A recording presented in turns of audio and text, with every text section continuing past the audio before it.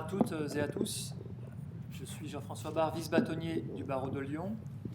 Nous avons aujourd'hui avec nous Madame Nathalie Mazot, qui est magistrate, vice-présidente du tribunal judiciaire de Chambéry, Monsieur Marco Kousimara, qui est vice-procureur de la République au tribunal judiciaire de Saint-Étienne, et ma consoeur, Maître Françoise Monard, qui est avocate honoraire et qui est au barreau de Lyon, l'une, oui, mais avec un petit V, et qui est au barreau de Lyon, l'un des avocats qui a pris en charge la question de la justice restaurative, puisque la justice restaurative, c'est une justice qui est issue un peu de ce qui se passait à l'époque. Il y a dans les traditions maoris en Nouvelle-Zélande ou encore avec les Amérindiens sur la question de la réparation de la victime, avec la question aussi de la société et de l'auteur des infractions, eh bien, la directive européenne qui a mis en place la justice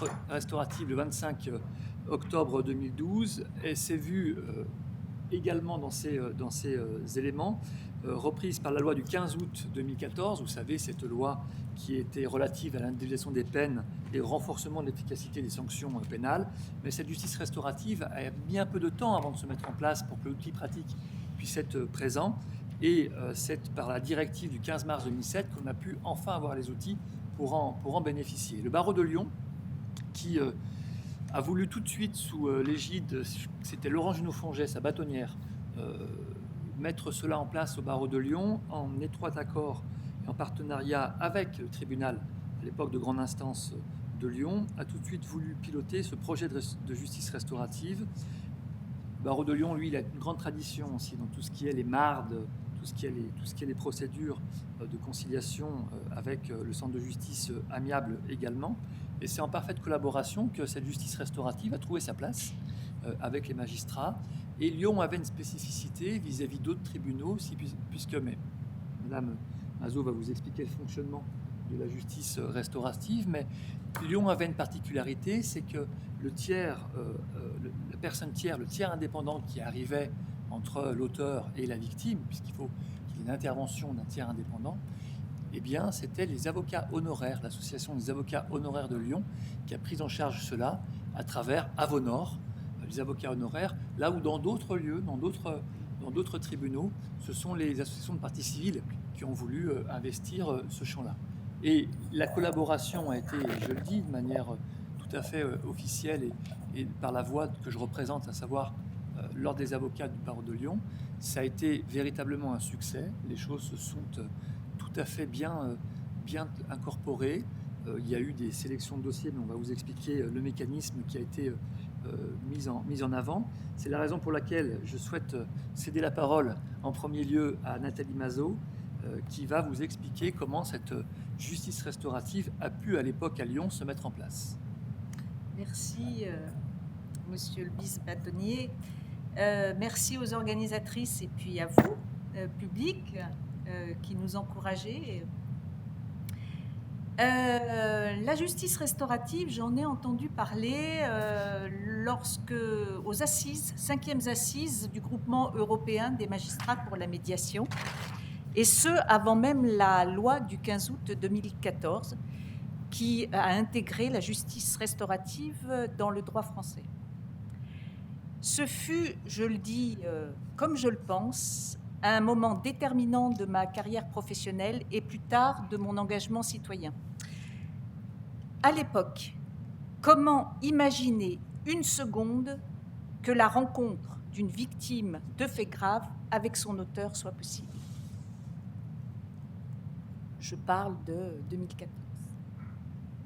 Comment imaginer une seconde que les parents de l'auteur d'un crime puissent souhaiter rencontrer les parents de la victime? À l'évidence, un terrain était resté en friche, celui de la prise en compte au cours d'une procédure judiciaire. Et il n'est pas question d'évacuer le procès, en tout cas dans la loi du 15 août 2014. Autrement que par l'indemnisation, prendre en compte les répercussions du crime dans la vie des personnes impactées, auteurs, victimes et proches. La justice restaurative est un moyen de répondre aux attentes des victimes, mais aussi des auteurs et des proches, car la justice restaurative, c'est la justice des gens, en ce qu'elle s'intéresse d'abord et avant tout aux répercussions du crime au sens large, ça peut être des délits, dans la vie quotidienne des personnes, alors que la justice pénale classique, c'est la justice de l'État, c'est la justice de la société, c'est celle qui s'intéresse aux faits. L'arme répressive, dont on nous a parlé ce matin, exercée seule a montré ses limites. Il fallait absolument la compléter.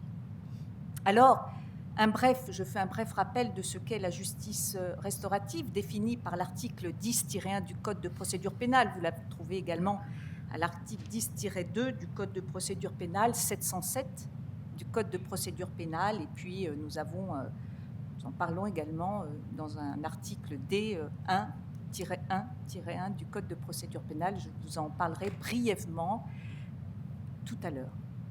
Constitue une mesure de justice restaurative, dit l'article 10-1 du Code de procédure pénale, toute mesure permettant à une victime ainsi qu'à l'auteur d'une infraction de participer activement à la résolution des difficultés résultant de l'infraction et notamment à la réparation de préjudices de toute nature résultant de sa commission. Je vais vous citer la circulaire du 6 octobre 2015 qui définit ses objectifs parce que je trouve qu'elle est parlante. Elle dit la chose suivante. Par l'écoute et l'instauration d'un dialogue entre les participants, la justice restaurative contribue à la reconstruction de la victime, à la responsabilisation de l'auteur, à sa réintégration dans la société, à l'apaisement de tous, avec un large objectif de rétablissement de la paix sociale. Elle a pour finalité de restituer à la personne d'une victime ou auteur sa capacité à prendre une part active dans la recherche de solutions facilitant la reprise du cours de leur vie, dans une dimension de restauration et de réparation. Évidemment, et en un mot, pourquoi ? Lorsque vous êtes victime d'une atteinte grave à l'intégrité physique, vous perdez la maîtrise des choses. On vous impose des faits traumatiques. Lorsque vous reprenez la maîtrise des choses, que vous reprenez du pouvoir d'agir, ce mécanisme-là est profondément réparateur. Lorsqu'on vous donne le droit de dire « je souhaite te rencontrer »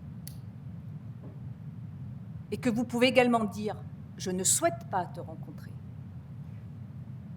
lorsqu'on vous donne le droit de poser des questions, d'exiger d'avoir des réponses, vous reprenez de votre capacité d'agir lorsque vous pouvez exprimer vos émotions, vous reprenez votre capacité d'agir. C'est ce mécanisme-là qui est profondément réparateur.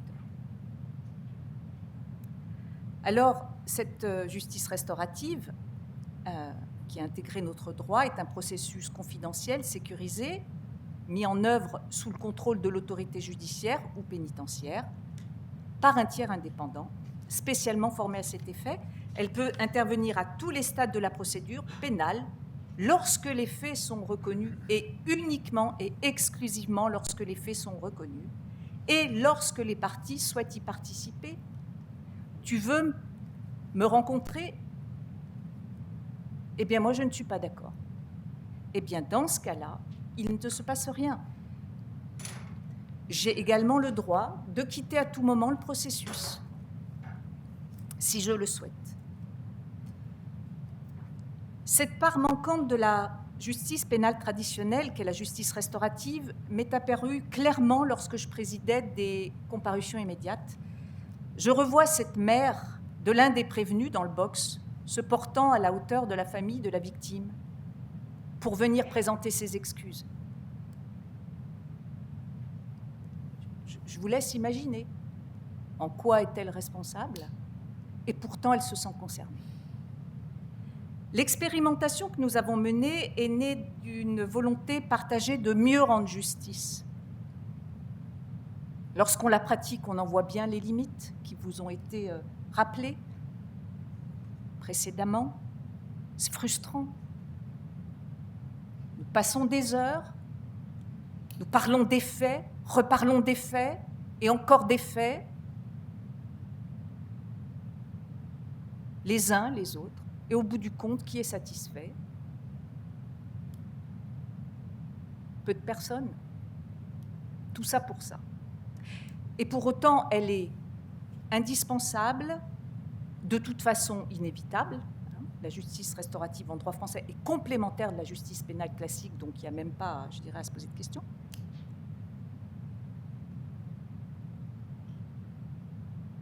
Pour ce qui concerne le projet, le lien avec voilà, l'idée était de comment est-ce qu'on pourrait mieux rendre justice. Nous avons réfléchi. Le lien avec le barreau s'est fait très naturellement le 14 octobre 2014, donc après la loi du 15 août 2014, au séminaire qui était animé à l'époque par Maître Seguin-Jourdan à l'oratoire de Caluire, et colloque organisé sur le thème de la place de la victime dans la justice restaurative.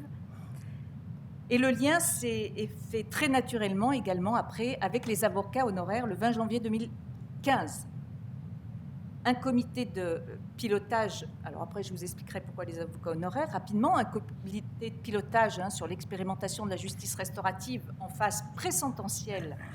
Et ça, c'était profondément novateur. On a bousculé les lignes, je dirais, grandement, puisque, nous expérimentions la justice restaurative, mais en plus, en phase pré-sententielle, nous avons tapé très fort à l'époque, je dois le reconnaître. Et ce comité de pilotage donc, a été initié le 29 mai 2015 sous la présidence du président Breton, du tribunal de grande instance de l'époque, de Lyon. Aujourd'hui, on dit tribunal judiciaire, donc après la loi du 15 août 2014, mais c'était avant la circulaire, et ça a son importance, du 15 mars 2017, qui a précisé l'articulation des deux justices. Alors, cette expérimentation a porté sur des rencontres directes auteurs-victimes avant le procès, impliqués dans la même affaire. Elle a eu lieu donc entre mai 2016 et mars 2017, sous la direction principalement de la première vice-présidente Brigitte Vernet et de Maître Barre, ici présent, qui présidait donc, et sans doute toujours encore, peut-être, la commission pénale du barreau, non plus. Et elle a été conduite donc par mon voisin Flavio Scusimara, qui à l'époque était vice-procureur de Lyon, et en lien avec Avonor et moi-même. Alors, le choix des avocats honoraires, un mot rapidement, tiers indépendant, la loi dit tiers indépendant. Le tiers indépendant, pour nous, magistrats, c'était évident que ça ne pouvait être ni l'association des deux victimes, ni les SPIP, ni les conseillers d'insertion et de probation, et forcément quelqu'un qui connaissait bien les deux mondes, mais qui n'était ni l'un ni l'autre. Et on pensait aux médiateurs pénaux, sauf qu'à Lyon, les médiateurs pénaux, nous n'en avions pas, quasiment pas sous la main. Et la réflexion nous a conduit tout naturellement vers les avocats qui ont l'habitude de défendre tantôt les victimes, tantôt les auteurs. Et bien évidemment aux avocats honoraires qui, en fait, contrairement à la légende et à ce qu'on croit, n'ont pas tant de temps que ça, tout occupés qu'ils sont à de multiples tâches, mais en tout cas qui nous ont fait du très beau travail. Et je laisse donc la parole à Maître Monard, qui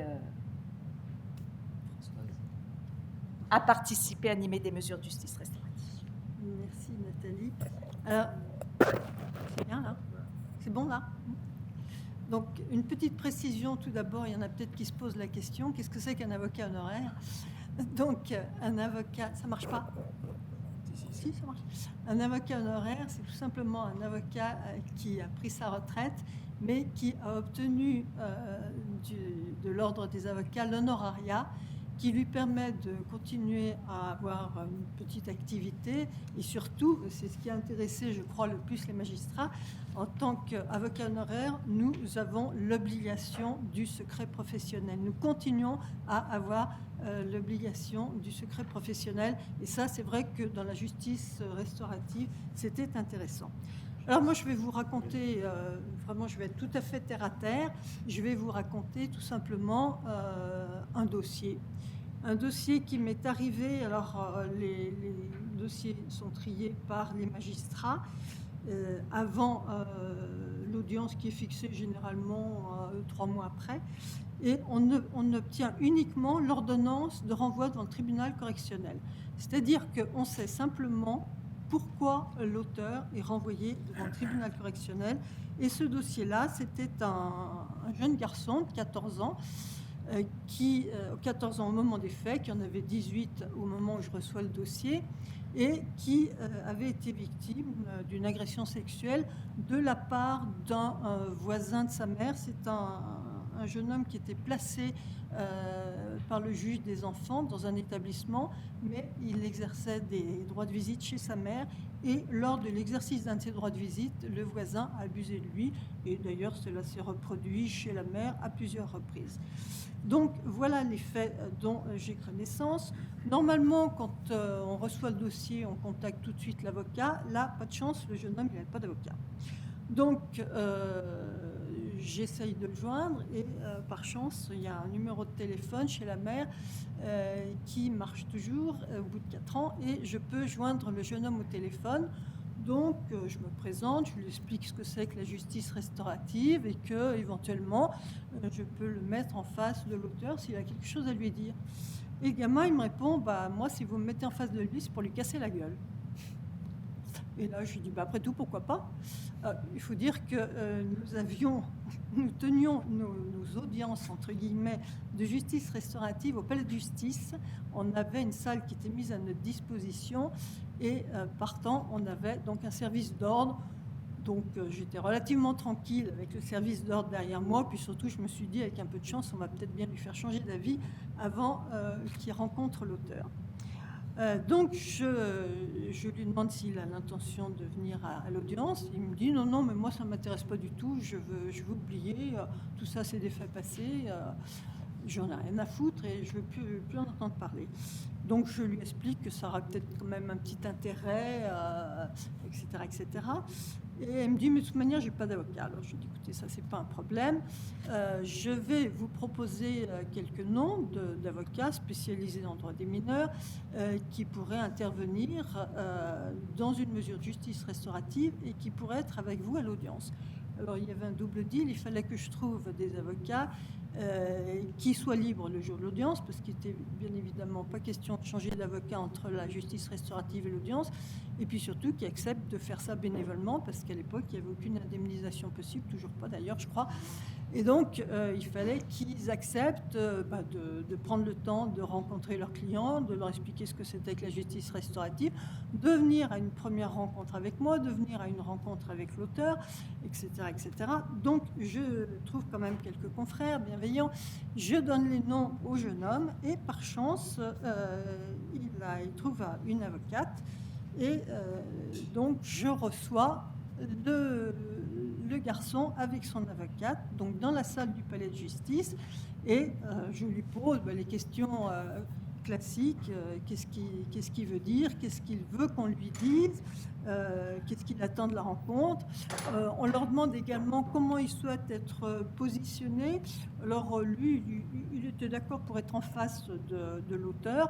Bon, il y avait la table entre les deux, avant qu'il puisse lui casser la gueule, il y avait une petite marge, mais il était d'accord pour être en face, alors que j'ai eu un autre cas d'une jeune fille très traumatisée, et elle voulait absolument pas l'avoir en face, elle voulait qu'il soit à l'autre bout de la table, avec les deux avocats entre elle et l'auteur, pour plus de sécurité. Mais on respecte, hein. Donc là, cette fois-là, le jeune homme était en face de l'auteur, et surtout, je lui demande s'il est bien d'accord pour exercer cette mesure et pour rencontrer l'auteur.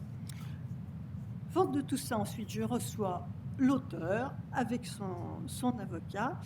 Première question, est-ce que vous reconnaissez les faits, puisque c'est le prérequis. Donc celui-ci reconnaissait les faits. Là, je dois ouvrir une petite parenthèse pour dire que c'est pas toujours si simple que ça, parce que j'ai eu un autre cas où l'auteur dit oui, je reconnais les faits, et au moment de la confrontation, il a eu l'idée saugrenue de nier avoir embrassé la jeune fille sur la bouche, alors qu'il l'avait fait bien pire, et elle ne l'a pas supporté, et elle a quitté la pièce en pleurant. Et c'était d'autant plus surprenant que ce monsieur, qui était un voisin de la jeune fille et qui était professeur de sport dans un club, il y avait beaucoup de personnes qui étaient venues se plaindre qu'il les embrassait sur la bouche. Et là, je ne sais pas pourquoi, tout d'un coup, il a nié le fait d'avoir embrassé la jeune fille sur la bouche. Elle est sortie en pleurant, et là, c'est là qu'on voit l'intérêt d'avoir des avocats, parce que, évidemment, son avocat est sorti avec elle. Nous, on a attendu tranquillement, et au bout d'un moment, effectivement, la jeune fille est revenue avec son avocat. Et c'est vrai que l'intérêt de l'avocat, c'est quand même d'être à l'écoute de son client, de l'avoir préparé, et en cas de surprise, de pouvoir réagir avec l'expérience qui est celle des avocats. Donc, nous voilà tous les 5, donc les 2 avocats, l'auteur, la victime, autour d'une table, et moi. Et la victime, le jeune homme, avait demandé à ce que l'auteur parle le premier. Donc l'auteur, bien briefé sans doute par son avocat, dit qu'il demande pardon à la victime. Alors, M. Garapon, je ne suis pas tout à fait d'accord avec vous, parce que c'est vrai quand même que les victimes tiennent beaucoup à ce qu'on leur demande pardon. Alors, c'est pas des prêtres. Oui, c'est vrai que c'est la différence. C'est la différence. Donc là effectivement, il voulait qu'on lui demande pardon. Donc l'auteur demande pardon, et le jeune homme, quand il prend la parole, il se met à engueuler, je peux employer ce terme, ça vous choque pas trop, il se met à engueuler son agresseur en lui disant, mais tu te rends pas compte, parce que là du coup c'est mis à le tutoyer, tu te rends pas compte, moi tu m'as fait subir une double peine, parce que d'abord ce que tu m'as fait ça ne plaisait pas, et puis ensuite à cause de toi j'ai pas vu ma mère pendant 3 mois, parce que le jeune homme étant placé, le juge des enfants a estimé que la mère n'avait pas rempli son devoir de protection de son fils pour l'avoir mis en contact avec un voisin qui était réputé pour être pédophile, et donc le juge des enfants a supprimé le droit de visite. Donc le gamin, double peine, il n'a pas vu sa mère pendant 3 mois. Et là, ça a été vraiment surprenant, parce que c'est l'auteur qui, avec des larmes dans la voix, a dit « Oh là là, mais je comprends, parce que moi aussi, j'ai été placée, et les droits de visite avec sa maman, qu'est-ce qu'on les attend ?» Et là, il y a eu une espèce d'empathie qui s'est créée entre l'auteur et la victime, et l'auteur a pu nous dire que lui aussi était un enfant placé, et que lui aussi avait été agressé sexuellement par l'agriculteur chez qui il était placé. Et donc, ça fait finalement beaucoup de bien à la victime de voir qu'il n'était pas seul dans l'arène. Et finalement, on a réussi à établir un accord sur les dommages-intérêts. Alors c'était amusant, parce que moi j'avais un chiffre en tête. L'avocat de la victime avait également un chiffre en tête, et l'avocat de l'auteur a donné exactement ce chiffre. Donc nous avons pu concrétiser, on a fait un protocole d'accord qui a été entériné par le juge à l'audience. Donc voilà ce qu'on peut faire très modestement, avec pratiquement pas de moyens, beaucoup de bonne volonté, pour permettre à une victime et à un auteur de se serrer la main, parce que là, l'auteur et la victime, ils sont partis après s'être serré la main, et c'était quand même un moment assez émouvant. Donc voilà un cas de justice restaurative, voilà ce que concrètement cela peut donner. Merci Françoise. Il faut savoir que tout ce qui est mis dans le débat au niveau de la justice restaurative est confidentiel. et ne peut pas ensuite être porté devant le tribunal. Donc il y a aussi cette sécurisation pour les uns et les autres que les débats, s'ils ne donnent rien ou s'ils prospèrent, restent quand même confidentiels. Oui, c'est vrai que tu fais bien de le préciser. On écrit au juge pour lui dire on a fait une mesure de justice restaurative et éventuellement on a un protocole d'accord, mais c'est tout ce qu'on renvoie sur le juge. Monsieur Scoucimara, je vous laisse Très la bien. parole. Merci.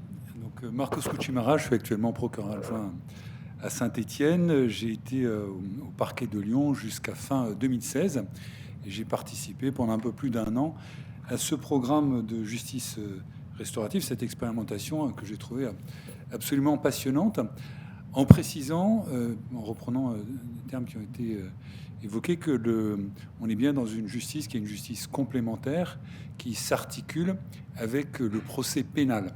Donc c'est pas une justice de palliative, mais c'est bien une justice qui est une justice complémentaire. Et en proposant cet espace de parole à la fois à l'auteur et à la victime, et on parle bien de proposition, le postulat était de considérer que nous rendrions une meilleure justice pénale, mais de toute façon, le procès aurait lieu et le procès se déroulerait comme selon les règles de procédure pénale.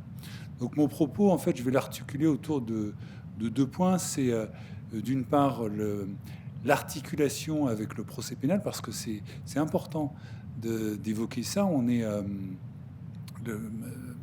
Nathalie Malzo l'a rappelé, la justice restaurative est maintenant dans les textes. Cette justice restaurative, elle se fait en partie sous le contrôle de l'autorité judiciaire. Et donc la question concrète, donc elle peut être proposée aussi à tous les stades de la procédure pénale. Donc la question, c'est de savoir comment concrètement tout ça peut s'articuler à un certain nombre de principes fondamentaux, principes du procès équitable, et puis avec les règles de procédure. Donc c'est un gros travail qui a été engagé en concertation avec les avocats, et c'est aussi une des particularités de ce programme que j'ai trouvé tout à fait, encore une fois, tout à fait passionnant. C'est une co-construction avec les avocats pour trouver les moyens de respecter les droits fondamentaux des personnes et les principes du procès équitable. Donc ça, c'est le premier point que j'évoquerai. Et le deuxième, donc, c'est une tentative de bilan, puisque donc il me paraît important, parce que c'était une expérimentation. Cette expérimentation, elle a duré du printemps 2016 à, enfin, environ une année, donc printemps 2016 au printemps 2017. À ma connaissance, donc elle ne se poursuit pas actuellement, donc, mais on en parle encore. C'est-à-dire que vous nous avez invités gentiment à en parler, c'est que ça suscite quand même un intérêt, et donc je pense que c'est intéressant de faire un retour d'expérience et puis partager peut-être aussi une certaine conviction, puisque ce que je peux percevoir, c'est que de façon un peu générale, au niveau des pouvoirs publics, il y a un intérêt renouvelé sur la question de la justice restaurative, avec une forte mobilisation de la chancellerie, avec des guides méthodologiques qui sont proposés par les services spécialisés de la chancellerie, des nouveaux textes. Le dernier texte en date, c'est celui du 24 décembre 2021, qui explique, et Nathalie Malzo reviendra dessus, le rôle ou les attributions que peuvent avoir différents magistrats qui sont nommément cités tout au long de la procédure pénale, en partant du procureur de la République, du juge d'instruction, etc. Donc il y a un intérêt renouvelé sur cette question. Et puis il y a une question qui demeure quand même fondamentale, et là je parle plus particulièrement des procès correctionnels. En procès correctionnel, on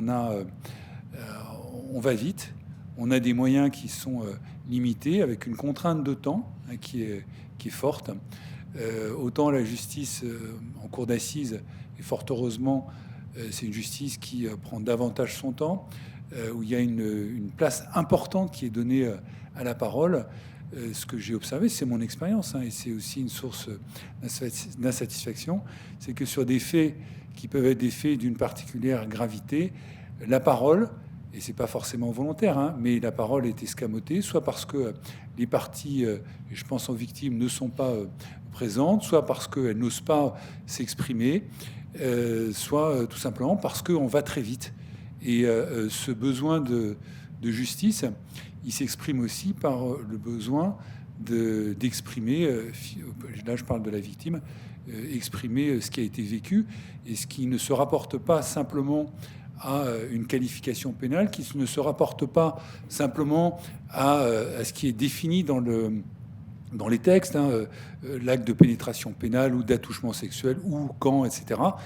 C'est aussi besoin d'exprimer les conséquences de l'acte. Et voilà. Donc c'est ce besoin de justice auquel on souhaitait y répondre. On a tenté de le faire par le biais de ce programme. Donc, pour résumer, hein, la particularité de ce qui a été fait à Lyon, c'est d'une part son caractère pré-sententiel, hein, donc c'est en complément du procès pénal et c'est avant le procès pénal, donc c'est très important, hein, de signaler, donc c'est une caractéristique. Et je crois que c'est sur ces sujets-là, avant le procès, à ma connaissance, c'est la seule expérimentation qui a été engagée en France. En tout cas, moi, j'ai pas entendu parler d'autres expérimentations. Et s'il y en a, ça peut être effectivement intéressant de le connaître. D'autre part, autre particularité, la nature des affaires qui étaient jugées. Nathalie Mazot présidait la 6e chambre. La 6e chambre, c'est la chambre spécialisée dans les atteintes graves aux personnes. Donc, ce sont des faits qui sont d'une gravité certaine, parfois des viols correctionnalisés, des agressions sexuelles, des homicides involontaires, des vols par effraction, où il y a eu aussi toute une dimension d'atteinte aux personnes. Donc, véritablement, des faits d'une certaine gravité pour lesquels le besoin de réparation va au-delà de l'aspect indemnitaire. Autre caractéristique, donc je l'ai déjà dit, mais je le rappelle, ce principe de co-construction du processus entre magistrats et avocats, en y associant aussi donc à la réflexion d'autres partenaires, associations d'aide aux victimes. Et donc on vous a parlé du comité de pilotage, etc. Donc il y a toute une dynamique qui a été engagée. Et ce que je veux dire par là, c'est que tout ça, ça ne se fait pas de manière spontanée. On change les pratiques. Et changer les pratiques, c'est aussi définir des façons de faire, des modes opératoires, des processus. Et donc ça suppose une formalisation de façon à ce que le cadre d'intervention de la justice restaurative soit parfaitement clair et ne vienne pas interférer sur le procès pénal. Et enfin, donc l'autre particularité, donc c'est la proposition d'une rencontre directe auteur-victime. Donc c'est un sujet sur lequel il y a encore beaucoup de réticences, a fortiori lorsqu'on est dans un cadre présententiel, c'est-à-dire avant le procès. Est-ce que ça risque pas d'interférer sur le procès? Est-ce qu'il n'y a pas un risque de manipulation de la victime? Je ne le crois pas, à partir du moment où il y a évidemment un certain nombre de précautions qui ont été prises. Alors j'en viens au premier thème que je voulais aborder rapidement, hein, l'articulation avec le procès pénal. Et plutôt que de présenter le processus de façon chronologique, je reprendrai un certain nombre de thèmes, de principes du procès pénal. Le premier, c'est la présomption d'innocence. Est-ce que le fait de proposer ce type de démarche à quelqu'un qui, de fait, en acceptant la rencontre, le principe de la rencontre avec la victime, et là je parle du prévenu, est-ce que c'est pas une façon de porter atteinte à la présomption d'innocence? C'est en tout cas un argument qui nous a été souvent opposé, hein, et très franchement, je ne le pense pas. Je ne pense pas. Pourquoi? Parce que cette question de la présomption d'innocence, elle se pose de manière très concrète, hein, dans le cadre de la procédure pénale. Et j'en parlerai en particulier des dossiers qui ont été sélectionnés.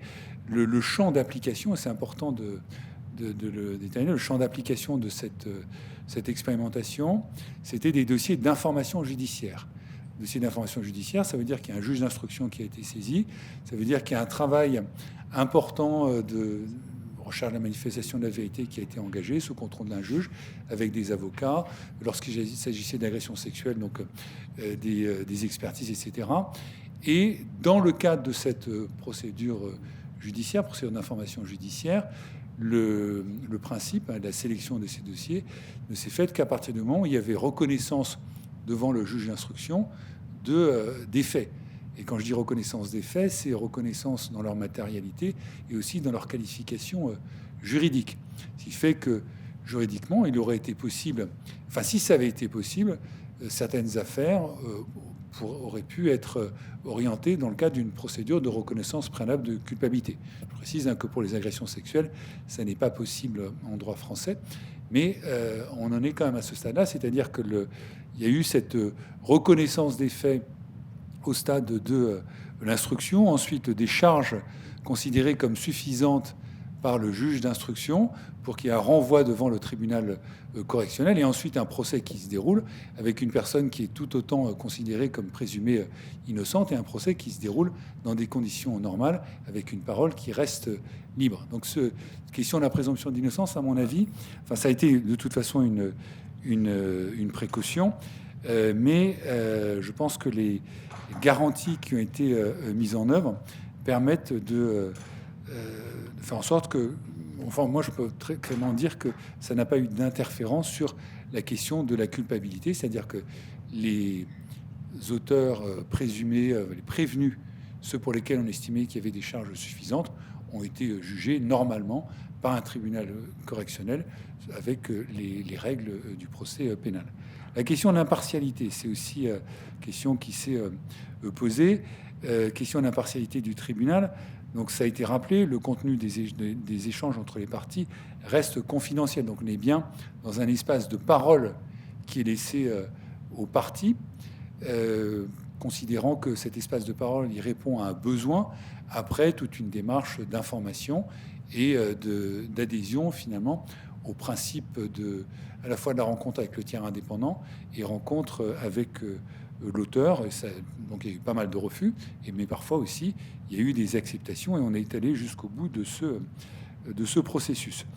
L'impartialité, c'est aussi, on parle d'impartialité subjective et puis d'impartialité objective, donc l'apparence d'impartialité. Donc ça, c'est un point sur lequel nous souhaitions évoluer, puisque Nathalie Mazot et moi-même, nous étions ceux qui sélectionnaient les dossiers et on était ensuite à l'audience, donc ça pouvait peut-être poser un problème de perception. Donc il était prévu, dans le cadre de l'institutionnalisation de ce projet, de faire en sorte que la composition du tribunal soit totalement déconnectée de ceux qui sélectionner les dossiers. Donc c'est aussi un point, mais pour répondre à cet argument concernant les audiences qui se sont déroulées, de toute façon il y avait une collégialité donc du tribunal, et même s'il faut faire attention à notre impartialité, je ne pense pas, au regard des peines qui ont été prononcées, que cette question se soit véritablement posée, mais c'est un point de vigilance important. Le troisième point, c'est la question de la sécurisation des victimes. C'est évidemment un point majeur. L'intérêt du droit, c'est que ça permet de rentrer dans un cadre, et ce cadre, à partir du moment où on le suit, permet justement une sécurisation de ce parcours. Alors, il y a la sécurisation de la procédure pénale proprement dite, avec le contrôle judiciaire qui doit être levé lorsqu'il y a une interdiction d'entrer en contact avec la victime. Donc une attention particulière qui a été apportée dans le choix des dossiers lorsqu'on pensait qu'il y avait une fragilité particulière de la victime ou un risque de relation d'emprise. Et ça, on peut quand même l'évaluer, notamment parce qu'il y a des expertises de personnalité dans ces dossiers. Je pense c'est obligatoire dans le cas de dossiers d'agression sexuelle. Donc c'est quelque chose que l'on pouvait évaluer. Et puis surtout, c'est le respect du cadre de la loi, ce qui est prévu par le Code de procédure pénale, l'article 11 du Code de procédure pénale, avec ce principe du volontariat, ce principe de la confidentialité, caractère volontaire de la participation, principe de la confidentialité des échanges, et finalement que c'est le tribunal, la formation de jugement de cette démarche de justice restaurative. Il sait que qu'il y a eu une démarche qui a été proposée. il sait ensuite si elle a eu lieu ou pas, c'est-à-dire est-ce qu'il y a eu une rencontre ou non avec le tiers indépendant, est-ce qu'il y a eu une rencontre ou non avec les parties. Et ensuite, tout ce qu'il peut savoir de ce qui s'est passé, c'est ce que veulent bien en dire les parties. Voilà, donc commence la question se pose, et sur les différents dossiers qui ont été traités, je ne pense pas que la question se soit posée, mais ça a été, encore une fois, une attention particulière qui a été portée sur cette question, étant précisé que nous avons associé les avocats, et quand je parle des avocats, c'est pas simplement les avocats honoraires, hein, mais c'est le barreau, et il est arrivé aussi que les avocats ont été systématiquement les avocats des parties, hein, avant de proposer la démarche, donc c'est un processus qui est un peu lourd, mais on a pris quand même beaucoup de précautions. Avocats des parties civiles et prévenus ont été informés, c'est-à-dire qu'il y a eu des rencontres qui ont été organisées avec les avocats des parties, simplement pour leur expliquer. Et on a fait des avocats aussi des vecteurs de communication vis-à-vis de leurs clients. Ça nous paraissait aussi quelque chose de tout à fait important, hein, donc, parce qu'il faut bien présenter la démarche de justice restaurative à des personnes qui ont été partie prenante dans un procès. Parfois, il y a eu un temps de latence, et tout ça survient plusieurs années après même que la procédure judiciaire et l'information a été clôturée. Donc, on ne peut pas se contenter d'un simple courrier du tribunal. Il y a un besoin d'information, et cette information, elle est passée par les avocats. C'est aussi une particularité donc de notre programme qui fait que ça a sécurisé, à mon sens, le processus, sachant que Avonor dispose toujours d'une plaquette dans laquelle les différentes associations d'aide aux victimes donc sont identifiées. Donc vraiment la question de l'adhésion, de la protection de la victime, il y a un double filtre, il y a même triple, le choix du dossier par les magistrats, ensuite la présentation de la proposition faite par les avocats, et ensuite la rencontre systématique et individuelle entre le tiers indépendant et puis la partie auteur ou victime, avant qu'il y ait éventuellement une rencontre bilatérale, donc auteur et victime. Donc cette attention donc à la sécurisation donc du parcours a été véritablement un point de vigilance. Le dernier volet, je serai assez bref là-dessus, mais c'est à mon avis un point qui est difficile, qui est celui de la gestion des attentes des parties.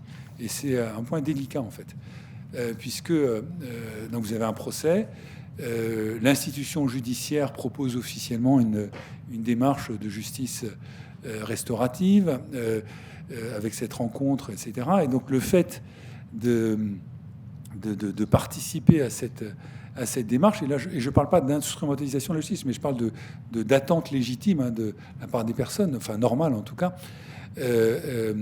Celui qui est prévenu, le prévenu, peut se dire, à partir du moment où j'accepte de rentrer dans ce cadre-là, je m'attends à une peine qui sera moins lourde. Et puis pour la victime, peut-être peut s'attendre, à partir du moment où la démarche restaurative va jusqu'au bout, qu'elle a reçu, elle a pu discuter avec son agresseur, que celui-ci, donc ça c'est dans le cadre du lien avec le tiers indépendant, qui a ensuite une déclaration de culpabilité, que par ailleurs les engagements qui ont été pris, notamment sur le plan indemnitaire, soient respectés. Donc il y a des attentes qui se créent, et dans les difficultés qui ont été rencontrées, c'est finalement et là on est dans la perception du décalage entre les attentes en termes de peine, avec une peine qui a pu être considérée, ça a été notamment le cas dans un dossier, c'est une remontée d'informations que l'on a eue comme particulièrement sévère par rapport à ce que estimait mériter la personne qui a été condamnée, qui a eu cette démarche tout à fait de bonne foi, ou par ailleurs, donc, en matière indemnitaire, quelqu'un qui avait fait amende honorable, y compris devant le tribunal, et qui a posé un certain nombre de difficultés, notamment pour exécuter les engagements, tout simplement indemniser la victime. Et donc ça nous est aussi remonté après. Voilà, donc un certain nombre de points de vigilance, mais aussi quand même pas mal d'avantages. Et ces avantages, donc, cet espace de parole confidentiel qui est apporté en complément, je crois qu'il y a une vraie valeur ajoutée, compte tenu des conditions dans lesquelles se déroule aujourd'hui le procès correctionnel. J'ai déjà parlé, on pourra en reparler dans le cadre des débats, mais il y a nécessairement un temps contraint. Et voilà, donc je vais tenter maintenant de vous apporter rapidement un tentative de bilan. Il y a 17 dossiers qui ont été jugés, sélectionnés entre le printemps 2016 et printemps 2017, donc sur une année, donc 17 dossiers. Sur ces 17 dossiers, 13 auteurs et 8 victimes ont accepté de rencontrer le tiers indépendant. Donc ça veut dire qu'il y a eu quand même un intérêt. Hein.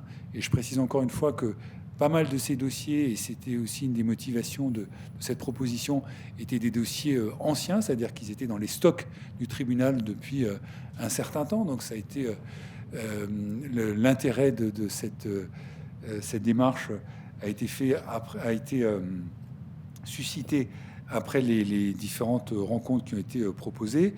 Autre point important, et pour moi qu'il faut particulièrement souligner, 15 victimes ont été présentes à l'audience, donc 15 sur 17, ce qui est important, surtout dans des dossiers anciens, et de mon expérience, celle que j'ai vécue jusqu'en décembre 2016. Donc j'ai eu à connaître de 5 dossiers d'agression sexuelle.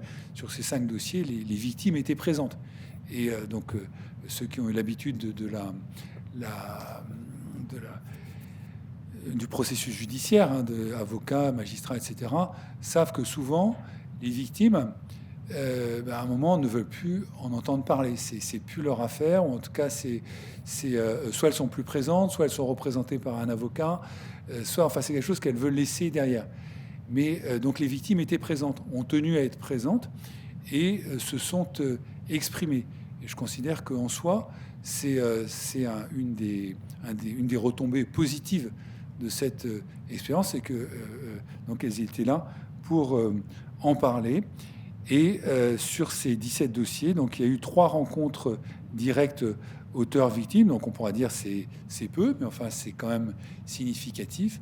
Maître Monard vous a parlé donc d'une de ces rencontres pour lesquelles il y a eu, ça a été jusqu'au bout de la réponse, donc jusqu'au bout d'une démarche indemnitaire. Donc il n'y a pas de, faut bien le distinguer de la médiation.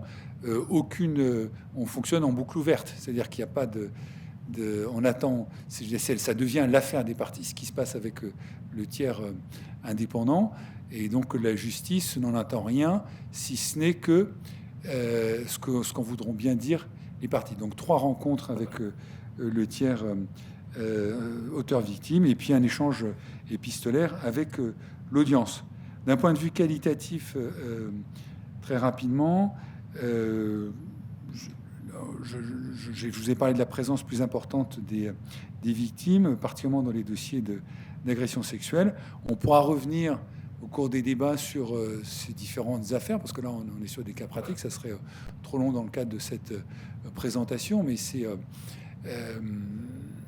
voilà, donc il ne s'agissait pas de réconcilier, mais vous aviez des victimes qui étaient mieux préparées, des victimes qui étaient là, qui étaient en mesure qui avaient dédramatisé le procès, qui avaient dédramatisé aussi l'auteur de leurs actes, mais qui étaient là pour demander justice, et qui tout simplement demandaient à la justice d'État de faire son travail. Donc c'est ce qui a été fait, mais ils étaient là pour s'exprimer, et je pense que ça a véritablement participé à une réponse plus qualitative de la justice. Et dernier point plus subjectif, donc c'est ce que j'ai pu observer en tant que intervenant judiciaire, acteur judiciaire, hein, c'est une qualité de débat qui était bien plus riche que celle que l'on peut observer naturellement dans le cadre de ce type d'affaires, et particulièrement sur les affaires d'agression sexuelle. On a mis en place un processus d'évaluation. Ce processus d'évaluation, ça a été, donc chaque affaire faisait l'objet d'une évaluation, et ensuite une évaluation qui a été faite avec les avocats. Donc avec une expérimentation qui a donné lieu à une forte mobilisation, beaucoup de moyens engagés, des apports que je pense intéressants, mais néanmoins donc cette expérimentation n'a pas perduré, hein, puisque donc tout ça s'est arrêté dans le courant de l'année 2017. Ce que je crois, et c'est juste une tentative d'explication, c'est qu'il y a un enjeu aujourd'hui de perception de l'intérêt de la justice restaurative, et là je parle des acteurs judiciaires, parce que pour qu'il y ait une adhésion et pour qu'il y ait une proposition donc, de justice restaurative, il faut nécessairement qu'on en parle à ceux qui sont concernés. Et en ce qui concerne les acteurs judiciaires, en tout cas, il y a un problème de perception de l'intérêt de ce type de démarche. C'est pour ça qu'un colloque comme celui-ci est tout à fait intéressant. Mais voilà, donc un problème de perception de l'intérêt de ce type de démarche, et particulièrement lorsque le champ du présententiel est concerné, avec des réticences, hein, donc ça suppose beaucoup de temps et de mobilisation et de précaution pour pouvoir engager ça.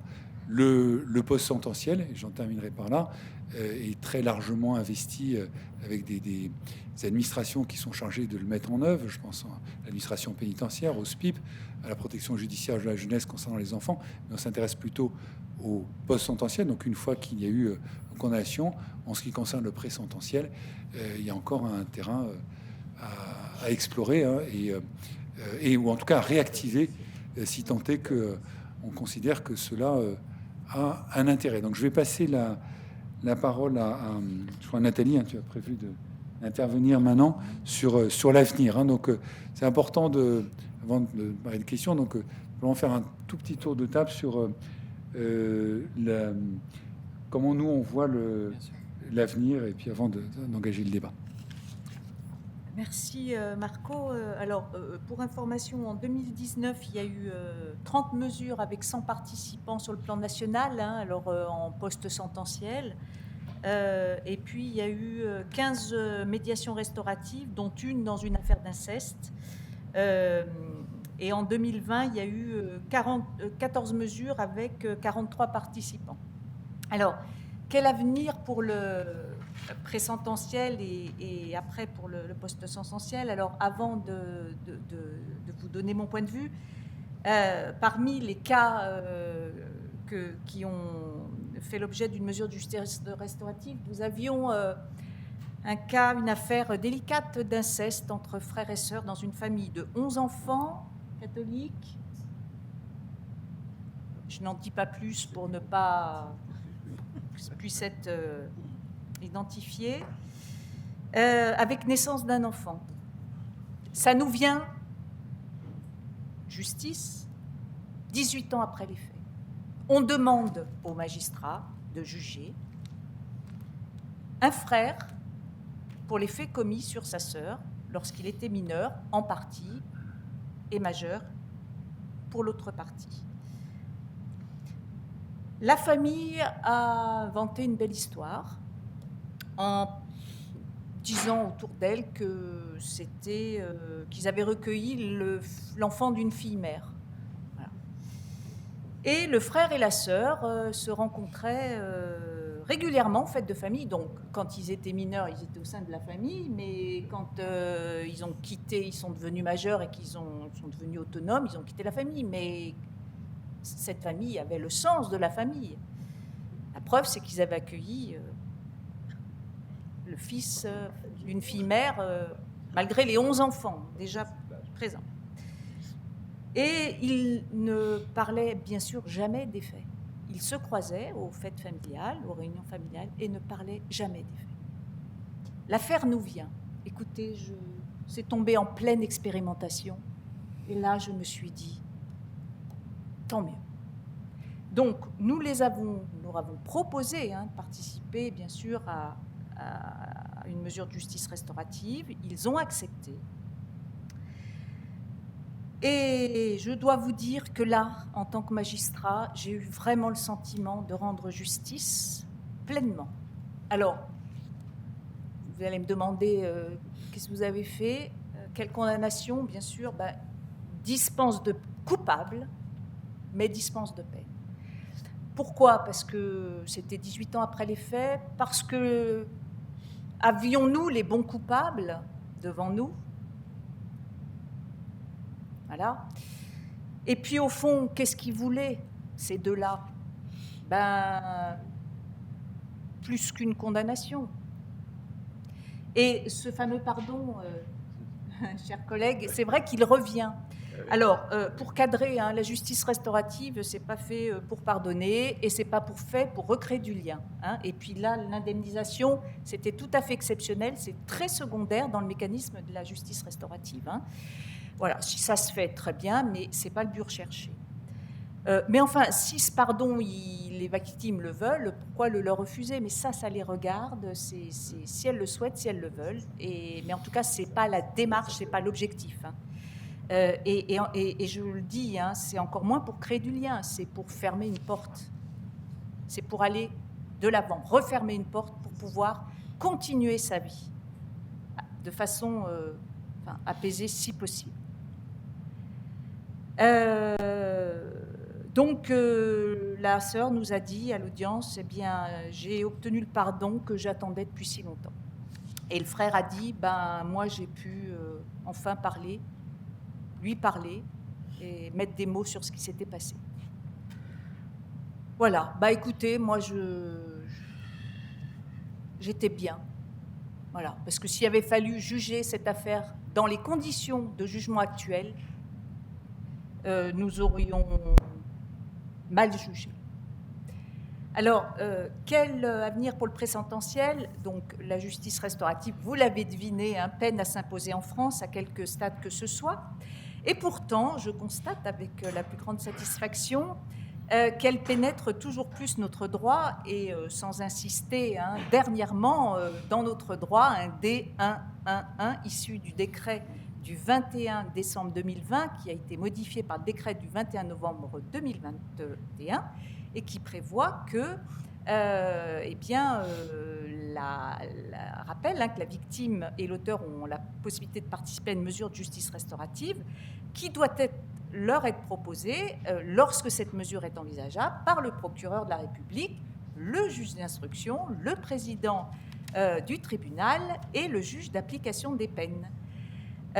Donc c'est intéressant parce qu'à la fois elle se heurte à de nombreux freins. Depuis 2014, on se dit mais que se passe-t-il ? Et pour autant, le droit ne renonce pas. Alors, en outre, moi je constate qu'en tant que juge d'application des peines, qu'il y a une prise en charge des auteurs et des victimes de plus en plus tôt en amont du procès. Est-il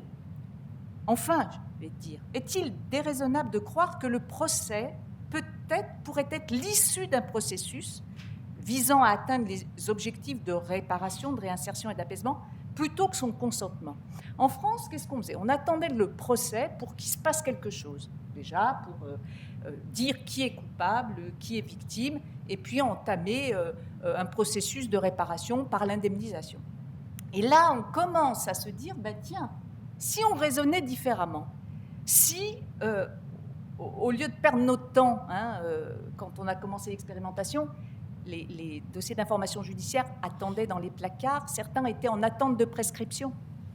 Dans les faits reconnus, pourquoi est-ce qu'on ne met pas à profit ce temps pour que le changement commence à s'opérer, que les victimes...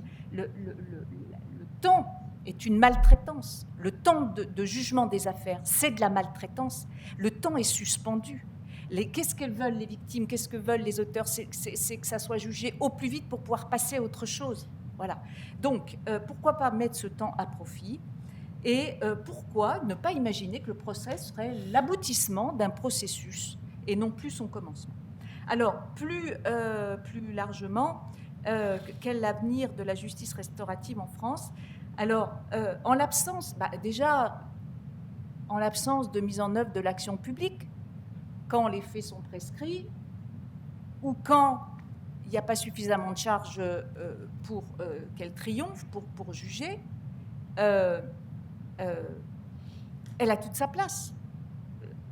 Lorsque de toute façon l'État n'agira pas, nous avons avec la justice restaurative le moyen de répondre aux attentes de nos concitoyens. La circulaire 2017 prévoyait déjà qu'on puisse y recourir par les cercles restauratifs quand les faits sont prescrits. Le rapport de la SIAZ a repris cette possibilité, cette suggestion pour les violences sexuelles. Et quand l'action publique est mise en œuvre, eh bien, elle est intéressante aussi parce que, soyons réalistes, est-ce que l'institution judiciaire, l'administration pénitentiaire, même avec ses partenaires, peut répondre à ces attentes? Aujourd'hui, clairement non. Nous voyons poindre, et je citerai notamment la dépêche du 29 décembre 2020 relative à la stratégie nationale de prévention de la délinquance 2020-2024. Dans cette dépêche, il est relevé le droit à l'initiative locale et à l'expérimentation. Et la dépêche suggère clairement de s'appuyer sur la société civile. Tiens donc, on commence à se dire que vous, moi en ma qualité de citoyenne et pas en tant que professionnelle, nous pourrions mettre nos compétences au service de cette justice-là. Alors, pour moi, donc, il y a un appel clair de la puissance publique à juger autrement, à nous appuyer sur la société civile. Et alors, je terminerai par cela en laissant la parole ensuite à mes collègues. Nous avons souhaité, avec justement des personnalités, des personnes de la société civile provenant de divers horizons et ayant des compétences, promouvoir, donc en Rhône-Alpes, au sein des associations ARJR et Synergiaire, qui bientôt ne formeront qu'une, pour nous renforcer, bien sûr, promouvoir donc la justice restaurative en Auvergne-Rhône-Alpes, la faire connaître, et pour pouvoir la pratiquer, alors bien sûr pas n'importe comment, sous le contrôle de l'ARCA, qui est l'association, une association habilitée par le ministère de la Justice, association de criminologie, association ARCA, en recherche en criminologie appliquée, qui développe des programmes. Donc, pour la rendre, pour la pratiquer aussi au bénéfice de nos concitoyens qui souhaitent pouvoir bénéficier de ces apports, soit parce qu'ils ne souhaitent pas déposer plainte, mais enfin ça, c'est quelque chose qui peut être discuté, soit parce qu'ils n'ont plus la possibilité de déposer plainte. Et c'est pour ça que, et j'en terminerai par là, que je lance un appel à vous tous, qui ici présents, pour apporter vos compétences, à nous rejoindre et apporter vos compétences, si vous le souhaitez, pour soutenir notre action. Je vous remercie. Merci.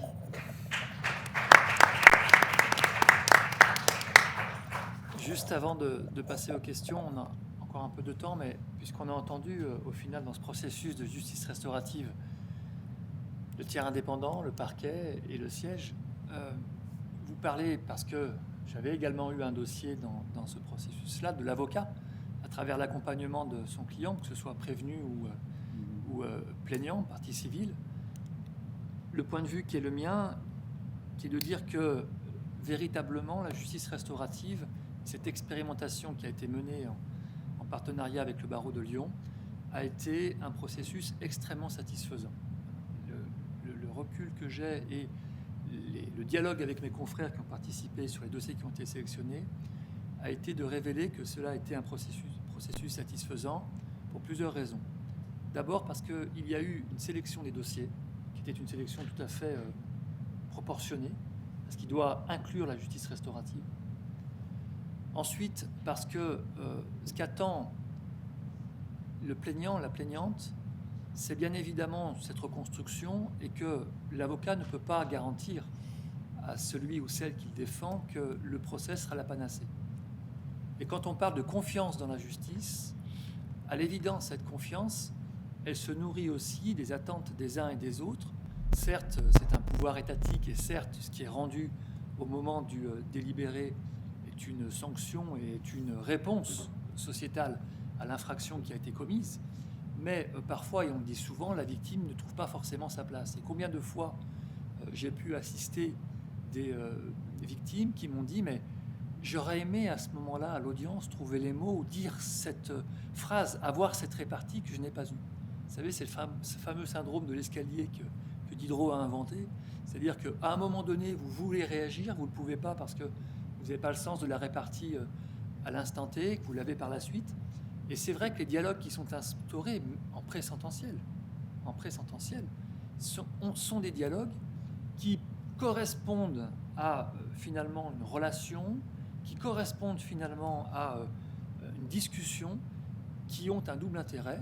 Un, pour le plaignant partie civile, parce que il attend le pardon, il attend cette reconnaissance, cette empathie qui a fait défaut jusqu'à présent.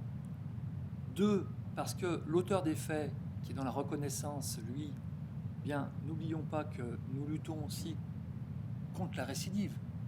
La récidive, elle permet de protéger d'autres victimes, à l'évidence, et elle permet pour l'auteur de se reconstruire.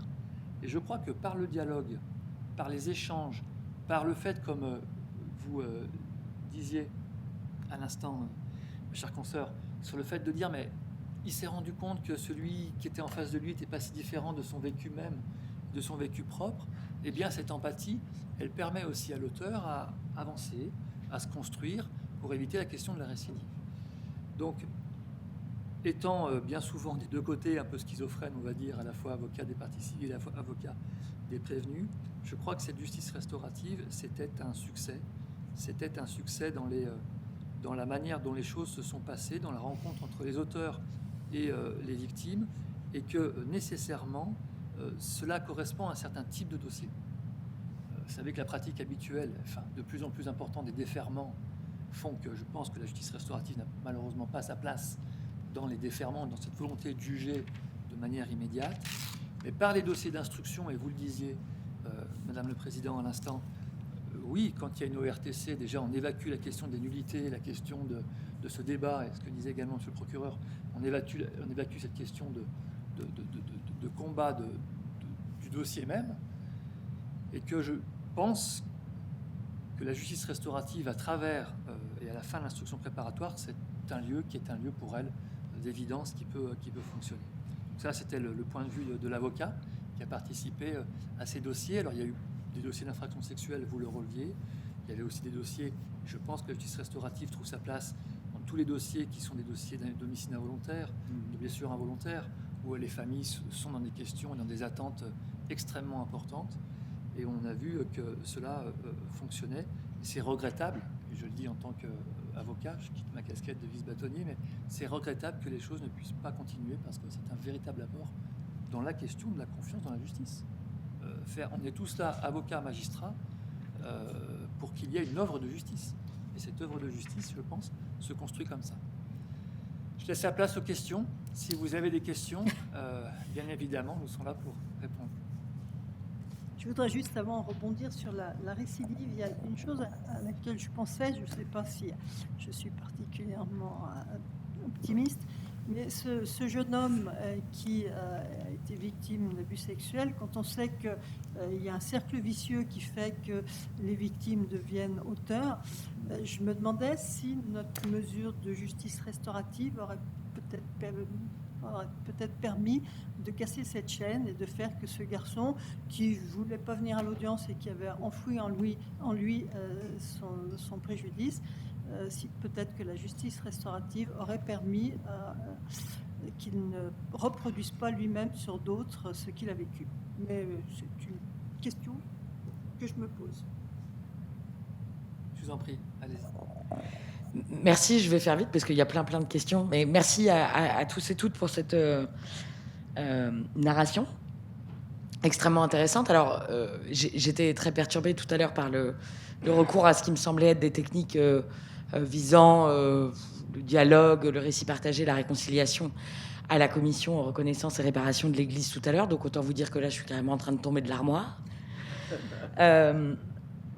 Bon, voilà, j'entends vraiment avec beaucoup d'intérêt. J'ai quelques questions plus ou moins ponctuelles. La première, j'aurais aimé savoir si vous pouviez revenir un petit peu sur le but exactement qui est poursuivi par cette expérimentation. Peut-être le vertige qui me saisit me fait-il mal entendre, mais j'ai beaucoup entendu qu'il était question de confiance dans la justice. Mais ça, c'est une préoccupation de la justice qui ne peut pas s'exercer sur le dos, d'une certaine manière, des acteurs. Enfin, voilà. Donc, en fait, qu'est-ce qui est recherché pour les acteurs ? Voilà. Quel est le bénéfice pour les acteurs, autre qu'un bénéfice... quel est le bénéfice pour les acteurs ? Par ailleurs, j'entends que la loi permet l'expérimentation, mais est-ce que vous savez si et quels débats ont eu lieu sur le point de savoir si précisément la question des violences sexuelles était le bon sujet pour l'expérimentation ? Puisque je renvoie à ce que je disais tout à l'heure, mais je veux dire, on a quand même des montagnes de littérature sur le caractère totalement inadapté des procédures de type médiation en matière de violence. Et Madame Mazot a précisément parlé tout à l'heure de médiation restaurative en matière d'inceste. Donc, je suis surprise. Ma dernière question porte sur le dispositif d'évaluation dont monsieur le procureur a parlé. J'aurais aimé en savoir plus. Évidemment, vous avez mis en place un dispositif d'évaluation. C'est évidemment nécessaire pour toute procédure d'expérimentation. Mais j'aurais aimé savoir exactement comment il était construit, s'il y avait des acteurs extérieurs dans ce dispositif d'évaluation. Et surtout, comment est-ce qu'on évalue ? Parce que, je reviens à ma première question. Quel est le but poursuivi ? Vous en avez donné les uns et les autres des versions. Et Madame Mazot, par exemple, disait, voilà, il s'agit de fermer une porte et de repartir de l'avant. Mais comment on évalue si on a réussi à aider une victime à fermer une porte et repartir de l'avant, si ce n'est X années plus tard ? C'est-à-dire, autrement dit, votre évaluation, elle est maintenant, elle n'est pas en 2018. Voilà mes questions, je m'arrête là, je passe le micro. Oui, je pense que... Il y a beaucoup de questions sur la première intervention, j'ai peur qu'on puisse pas... Non, c'est global, et par ailleurs, je pense que je vais m'inscrire tout à fait dans la lignée de ma collègue et amie Stéphanie Nedvaucher, donc peut-être une réponse commune sera bien. Donc Diane Roman, je suis professeure de droit public. Donc c'est-à-dire que je ne suis pas spécialiste, je travaille sur la question des droits fondamentaux, mais je ne suis pas pénaliste. Et donc, je tiens à mettre cette précision. Et seconde précision que je voudrais faire, et sur l'importance de laquelle je me permets d'attirer votre attention, je ne remets en aucun cas votre extrême bonne foi et votre souci de rendre la justice. Donc, mes remarques ne sont en aucun cas personnelles, mais elles portent sur les mécanismes que vous décrivez, et qui, je ne vous cache pas, suscite chez moi un profond malaise. Et j'oscille entre la nausée ou la colère. Donc, c'est vous dire s'il y a cette... oui. Donc, et en particulier, parce qu'il me semble... Ce que j'entends de ces expériences que vous avez faites, moi, j'entends deux confusions qui me troublent profondément. La première confusion que j'ai sentie, c'est sur la place respective de la victime et du mis en cause. Dans le processus que vous décrivez, on a l'impression que victime et mise en cause sont mis au même niveau. D'ailleurs, madame, vous disiez, finalement, dit la victime, j'ai compris qu'il était un peu comme moi. Et vous dites qu'ils ont des parcours communs. L'agresseur qui a lui-même été agressé, la victime, si, c'est ce que vous avez dit. Il y a une autre formule qu'une autre d'entre vous a dite, mais l'expression est revenue à plusieurs reprises dans des bouches différentes. Vous dites, sur la question du pardon, la victime dit « j'ai obtenu le pardon que j'attendais. Or, la victime, elle n'obtient pas le pardon, elle donne éventuellement un pardon. Mais celui qui doit obtenir le pardon, c'est l'agresseur, éventuellement, s'il présente ses excuses. C'est un peu comme les enfants qui vous disent « je m'excuse ». Ben non, tu t'excuses pas. C'est à nous de t'excuser pour ce que tu as fait. Et donc, cette mise au même niveau, même symboliquement, dans une classe, à la même table, autour des mêmes personnes de la victime et du mis en cause, me trouble profondément. Et je comprends, dans ces circonstances, que vous n'ayez eu que 3 personnes qui acceptent, 3 victimes qui acceptent de venir rencontrer leur agresseur dans une mise en scène symbolique où finalement, on est tous là pour essayer de bien s'entendre et éventuellement essayer de partir, de fermer des portes. Je vous dis ce que j'ai ressenti en vous entendant. Donc peut-être est-ce moi qui ai mal compris, peut-être est-ce vous qui avez eu des mots qui n'étaient pas audibles de la part de tiers. La deuxième chose, la deuxième confusion que j'ai ressentie, c'est sur le rôle du procès et la temporalité du procès, notamment pour ces expériences de justice restaurative qui interviennent avant la sentence, de façon présententielle. Là encore, je suis dans la perplexité totale, parce qu'il me semble que ça vise à ignorer le rôle fondamental du procès, qui est justement, du procès pénal, qui est justement d'établir la culpabilité. Et vous disiez finalement, pourquoi attendre le procès ? Ben oui, parce que tant qu'il n'y a pas eu de procès, il y a une présomption d'innocence dont vous nous dites, monsieur le procureur, qu'elle n'était pas mise à mal. En tant que spécialiste de droits fondamentaux, moi, tout ici crie la mise à mal de la présomption d'innocence. Donc, je suis profondément déroutée. Et ce que je sens surtout, et là encore, j'insiste, je ne remets pas en cause votre bonne foi et votre extrême sens de la justice.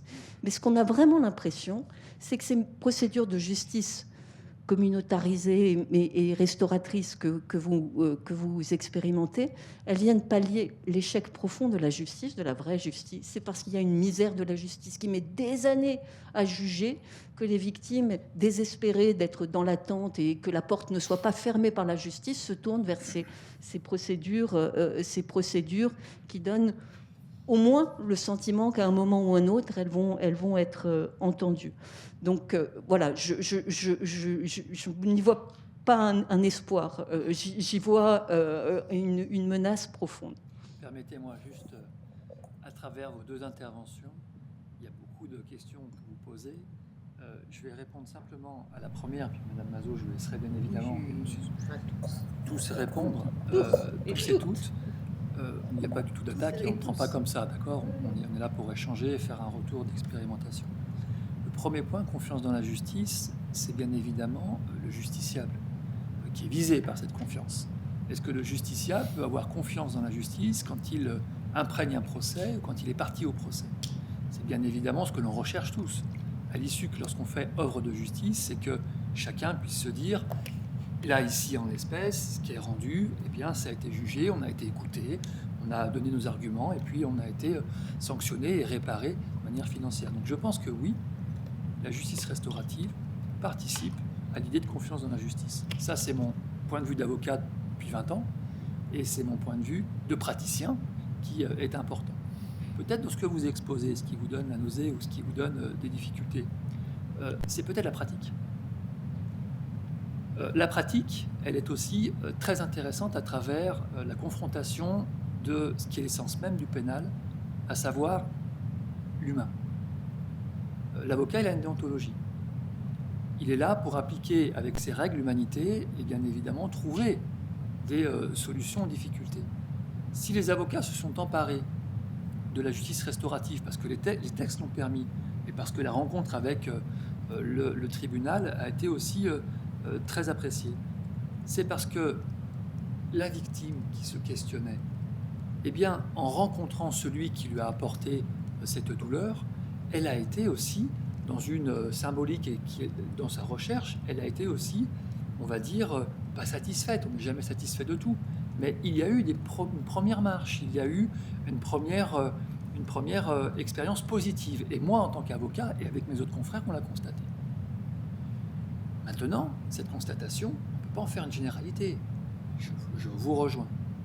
quand vous nous expliquez que cela met à mal la présomption d'innocence et les grands principes fondamentaux qui sont dans l'article préliminaire du Code de procédure pénale, auquel je me bats bien évidemment dans leur respect à tout instant, l'on dit simplement que dans ces dossiers-là, qui sont à l'instruction, où il y a eu des interrogatoires, des confrontations, des positions, tout est cristallisé à travers les déclarations de chacun, que l'ORTC soit rendu, qu'il y ait une possibilité, parce que l'avocat sait que son client a tel discours et telle position, qu'il est donc d'accord, le prévenu, pour participer à cette justice restaurative.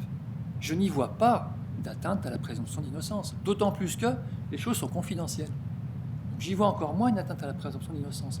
Je suis d'accord d'un point de vue théorique, je dis, mais d'un point de vue pratique, je peux vous assurer que ce n'est pas une atteinte à la présomption d'innocence avec tous les schémas, toutes les garanties qu'il y a eu vis-à-vis des textes. Donc, si vous prenez dans une généralité, disant, écoutez, lui, en comparaison immédiate, c'est une atteinte à la présomption d'innocence, etc., ou dans un dossier où les choses sont contestées, dont acte. Mais dans ces types de dossiers-là, de cette sélection-là, non, on n'est pas dans la question d'atteinte à la présomption d'innocence parce qu'il y a, je le dis encore, une confidentialité et une démarche qui est une démarche volontaire et pas imposée. Voilà ce que je souhaitais, moi, en tant que praticien, vous répondre de manière très simple, hein, dans un débat et dans un échange d'informations. Monsieur le procureur ?